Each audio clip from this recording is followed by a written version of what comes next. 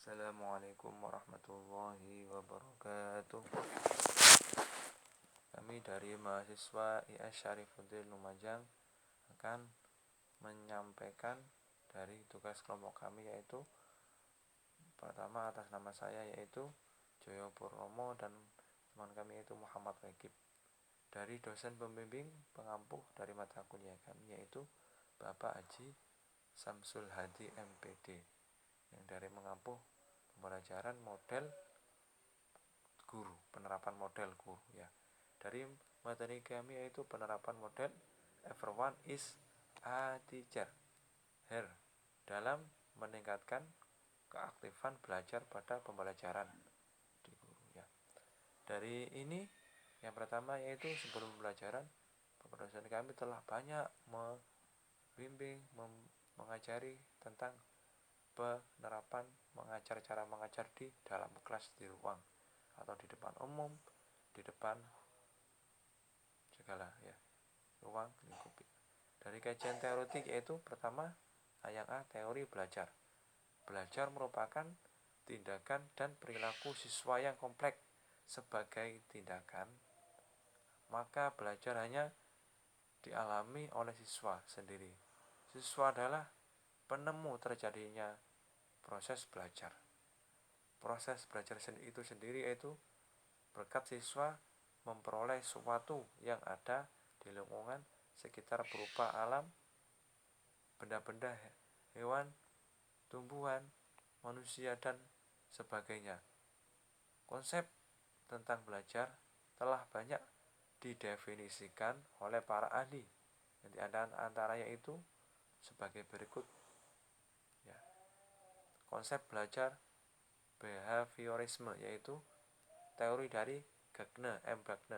Belajar adalah perubahan yang terjadi dalam kemampuan manusia yang terjadi setelah belajar terus menerus yaitu kita baca bukunya bukan hanya disebabkan proses ya, proses pertumbuhan saja ya. Lalu manusia itu wajibkan belajar ya kalau di dalam ya. Yang kedua yaitu teori Jean Piaget, memandang perkembangan positif sebagai suatu proses di mana anak secara aktif membangun sistem makna dan pemahaman realita melalui dating dari tindakan. Piaget yakin bahwa pengalaman interaksi sosial dengan temannya sebagai khususnya berargumen dan berdiskusi membantu memperjelas pemikiran, pada akhirnya membuat pemikiran yang logis. Dari beberapa pengertian di atas dalam disimpulkan bahwa belajar adalah suatu perubahan tingkah laku akibat interaksi dengan lingkungan ya. Karena belajar menyangkut berbagai aspek kepribadian, baik fisik maupun psikis. Relevansinya dalam penelitian ini muncul pada pelaksanaan proses belajar kelompok peserta didik yang pandai dapat mengajari peserta didik yang kurang pandai, sehingga kemampuannya para peserta didik dapat merata ya. Yaitu konsep belajar kognitivisme ya. Kognitivisme yaitu dari teori Gestalt, yaitu belajar adalah dalam suatu proses aktif. Yang dimaksud aktif di sini yaitu hanya aktivitas yang nampak seperti gerakan badan, akan juga aktivitas seperti mental, berpikir, dan mengingat. Yang kedua yaitu teori Ausubel. Inti teori ini adalah mengemukakan pentingnya pembelajaran seorang mampu mengasimilasikan pengetahuan yang telah dimilikinya dengan pengetahuan baru. Hal ini menunjukkan bahwa belajar bermakna dalam mengajar ya, sangat penting, karena dengan kebermanfaatan pembelajaran akan lebih menarik, ya, bermanfaat dan menyenangkan. Konsep belajar konstruktivisme yaitu teori Brunner. Belajar merupakan suatu proses aktif yang memungkinkan manusia untuk menemukan hal-hal baru di luar informasi yang diberikan kepada dirinya, ya. Dari banyak teori-teori, jadi peneliti dari luar sana, model pembelajarannya, model cara aktivitasnya itu. Dari kita untuk pengalaman pembelajaran, insya Allah kita dapat, ya, mencontoh dari model-model guru-guru kita. Soalnya kita belum tentu bisa melaksanakan pembelajaran dari guru, ya. Kalau kita tidak bisa mempraktekkan langsung secara masing-masing, ya. Dari sinilah hasil yang dua, hasil belajar. Pengertian hasil belajar itu sendiri yaitu hasil belajar adalah kemampuan yang diperoleh anak setelah kegiatan belajar. Hasil belajar merupakan perubahan tingkah laku secara keseluruhan yang dimiliki seseorang. Perubahan tingkah laku tersebut menyangkut perubahan tingkah laku kognitif, afektif, dan psikomotorik. Hasil belajar merupakan penguasaan keterampilan dan pengetahuan yang dimiliki peserta didik dalam mata pelajaran yang ditunjukkan dengan tes atau nilai yang diberikan oleh guru, serta kemampuan perubahan sikap atau tingkah laku yang diperoleh peserta didik melalui kegiatan belajar, ya. Maka dari itu kita harus belajar dalam aktivitas. Kadang kita orang pintar belum tentu bisa ngomong di depan umum. Belajar di depan umum maksudnya itu mempraktekkan pelajarannya belum tentu bisa. Kalau tidak biasa kita masih grogi atau minder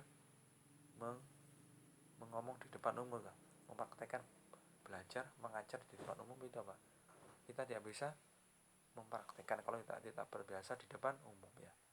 Jadi hasil belajar yang dimaksud oleh suatu hasil yang telah dicapai dilakukan oleh peserta didik yaitu setelah adanya aktivitas belajar suatu mata pelajaran yang ditetapkan dalam waktu yang telah ditentukan. Pula hasil belajar dapat diketahui setelah dilakukan evaluasi, ya. Hasil belajar setiap orang yang dilakukan suatu kegiatan ingin tahu hasil dari kegiatan yang dilakukan untuk mengetahui tentang baik dan buruknya dan proses hasil dari kegiatan pembelajaran. Maka seorang guru harus menyelenggarakan evaluasi, yaitu baik titik guru di sekolah pasti evaluasi atau mengecek, mengoreksi tiap-tiap tugas dari siswa, ya. Itu baik walaupun salah kita mengerjakan, masih ada yang koreksi dari tugas-tugas kita, ya. Kalau seorang guru ini harus aktif dalam berpikirnya, cara mengajarnya. Ini dari materi kami yaitu everyone is a teacher here, yaitu aktif dalam pembelajaran sebagai guru, yaitu tiap-tiap bisa mengajar, ya. Yang B itu faktor-faktor yang mempengaruhi hasil belajar. Yaitu pertama faktor internal yang berasal dari dalam diri individu dan dapat mempengaruhi hasil belajar individu. Faktor internal ini meliputi yaitu faktor fisiologis, yaitu faktor-faktor yang berhubungan dengan kondisi fisik individu. Keadaan fisik yang sehat dan bugar akan memberikan pengaruh positif bagi kegiatan belajar seseorang. Yang B yaitu faktor psikologis, ya, yaitu kecerdasan inteligensi peserta didik. Pada umumnya yaitu diartikan sebagai kemampuan psikofisik dalam mereaksi rangsangan atau menyesuaikan diri dengan lingkungan dengan cara yang tepat. Itu motivasi yang kedua, motivasi ya. Pada siswa jangan lupa kita ngasih motivasi ya. Walaupun anak itu cara standar pemikirannya itu di rata-rata, kasih terus motivasi pada siswa-siswa kita. Kita harus mencontohkan untuk belajar cara belajarnya. Tidak boleh menjatuhkan siswa anak didik kita. Tidak boleh. Jadi tidak boleh menjatuhkan aktivitas tadi siswa. Lalu kita kasih motivasi kepada siswa kita. Ya, itu dari motivasi ini faktor yang mempengaruhi keaktifan belajar ya. Belajar peserta didik motivasikan yang mendorong peserta didik ingin melakukan kegiatan belajar ya. Yang ketiga yaitu minat ya, kecenderungan dan kegairahan yang tinggi atau keinginan besar terhadap sesuatu ya. Siswa itu harus ada minat, cara itu minat untuk belajar ya. Yang kedua itu sikap. Dalam proses belajar, sikap individu dapat memengaruhi keberhasilan proses belajarnya. Sikap adalah gejala internal yang beridemen efektif, merupakan kecenderungan untuk bereaksi atau merespon dengan cara relatif tepat terhadap orang, peristiwa, dan sebagian. Itu 5 bakat. Secara umum, bakat didefinisikan sebagai kemampuan potensial yang dimiliki seorang untuk mencapai keberhasilan dan masa aktif akan datang ya. Dari materi kami ini telah banyak di lingkungan sekolah untuk belajarnya. Dari materi kami tutup. Semoga dari materi kami ada kurang penjelasan kami yang kurang cocok, kurang ada salahnya. Mohon maaf sebesar-besarnya kepada Bapak dosen kami, Bapak Samsul Hadi. Kami mohon sebesar-besarnya bila ada salah dari materi kami perkataan. Nanti akan diteruskan oleh teman saya ya, presentasinya yaitu Muhammad Akib, pembuatan videonya. Kami akhiri dari materi kami. Semoga dari pembacaan materi kami ada manfaatnya. Wabillahi wa taufiq wal hidayah. Assalamualaikum warahmatullahi wabarakatuh.